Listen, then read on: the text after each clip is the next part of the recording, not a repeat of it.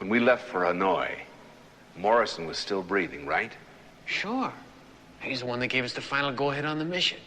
And who was the last one to see Morrison alive? Well, Murdoch reported back to HQ after dropping us off. What you trying to say? Crazy man Murdoch didn't kill nobody? I know that, B.A., and you know that. But is that what the prosecutor would think?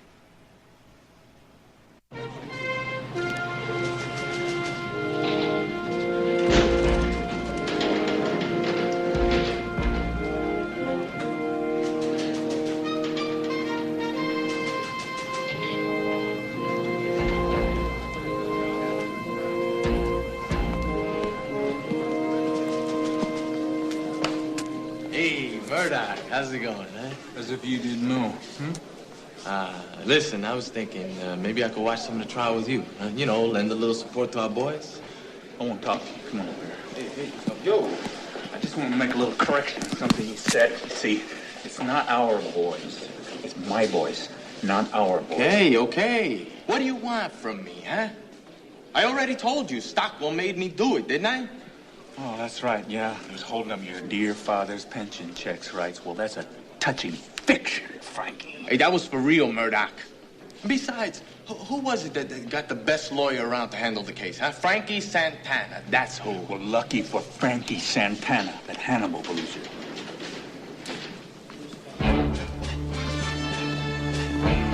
What's he doing here? Now you got somebody you can watch the trial with.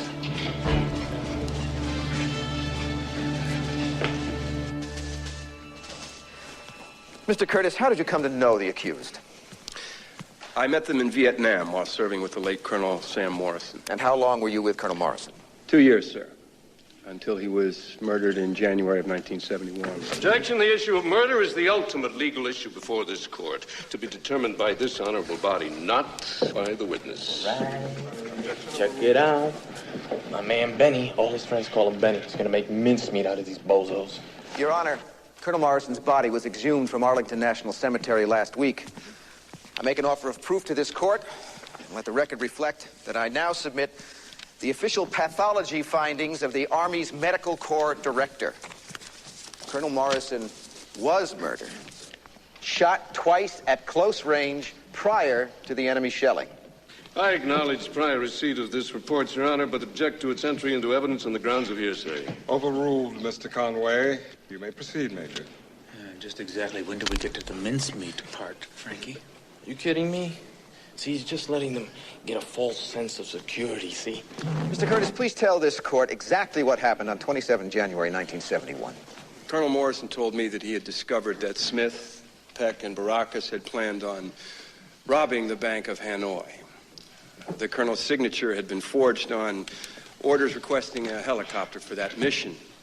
The colonel had always trusted the A-team implicitly. This news was quite a shock to him. Objection, Your Honor. This man's entire testimony is based on nothing but hearsay and speculation. It lacks foundation. Okay, now pay attention, amigo. We're going to show him how we do it in the big leagues. I offer into evidence the same offer of proof, a duplicate of the document in question. Handwriting experts confirm that Colonel Morrison's signature is, in fact, a forgery. In the hand of Lieutenant Templeton Peck. Best evidence rule, Your Honor. Unless the prosecution can show location and condition of the original documents, how can we rely on mere copies? This document had its origin in the combat zone, Mr. Conway. We will allow the duplicates for what they're worth. Documents placed Well, I think things are going rather nicely so far, don't you? I don't know where he got that phony paper. Morrison signed the orders in front of me and handed them to me personally. Please continue, Mr. Curtis. Well, I left the GHQ for dinner. Colonel Morrison said he was going to stay there and confront the A-team.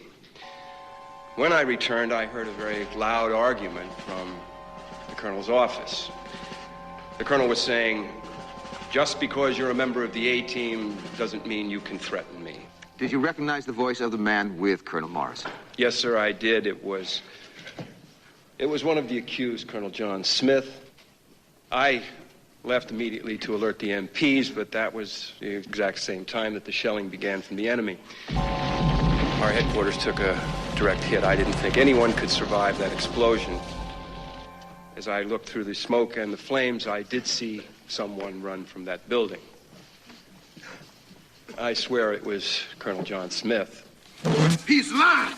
Order! We was in North Vietnam that night. This is contempt of court, Sergeant. I'm not gonna sit down and let that fool lie. Sit down! Ah! Restrain the accused! Order!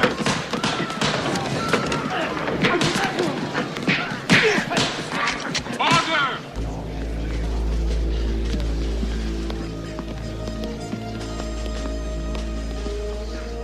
Your Honor, Sergeant Baracus was trying to say we didn't do it.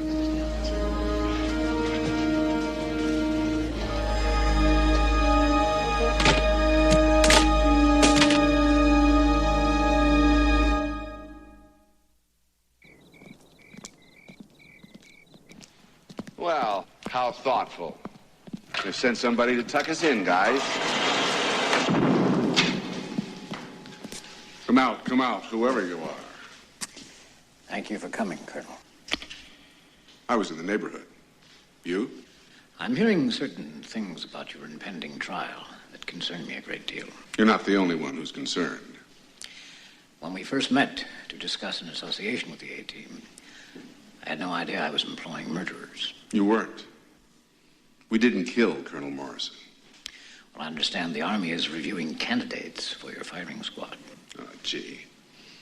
You don't have to go all this trouble just to cheer me up. Obviously, my initial instincts were mistaken. I don't like to be wrong. Who are you, Stockwell? What's this midnight melodrama? Well, just call me an interested third party. Well, I've got a